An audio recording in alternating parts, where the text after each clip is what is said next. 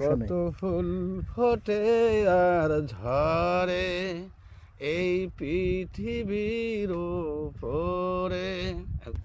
আমি এখন ওর go to home, মসজিদে নামাজ পড়তে যাবো, সালাত মানে নামাজ সময় হয়ে গেছে, আজান পড়েছে, এখন নামাজ পড়তে যাবো। তা আপনি ইংরেজি কি করেন? Your go to home. Your go to home মানে ইওর গো টু মসজিদ, আমি সেখানে চলে যাবো নামাজ পড়তে। আচ্ছা, সুন্দর ইংরেজি করছেন। এই গানটা যে করলেন ওটা আনা কর নাকি এক লাইন? এক লাইন আবার কমো, হ্যাঁ হ্যাঁ, আবার এলে মসজিদের কথা কয়, আবার গান কোনো ওটা আলাদা ছাড়া বলি, ওটা সমস্যা নাই, কোন সমস্যা নেই। কত ফুল ফোটে আর ঝরে এই পৃথিবীর উপরে। এরপরে পাই না, আর ওই বলে মনে নেই, অনেকদিন আগের তো। তাই, থ্যাংক ইউ, ধন্যবাদ। আপনার বাড়ি কোন জায়গা? আমার গোপালবাড়ি।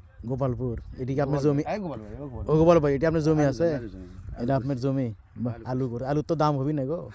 খাওয়া খাওয়া খাওয়া না? দেখ, আলুর খুব দাম হবে না তো এখন কি করবেন? এখন আলু যে এখন জিনিসটা আমদানি হয়ে যাচ্ছে, আপনি হচ্ছে যে বিভিন্ন জায়গায় আলু করছে মানুষ।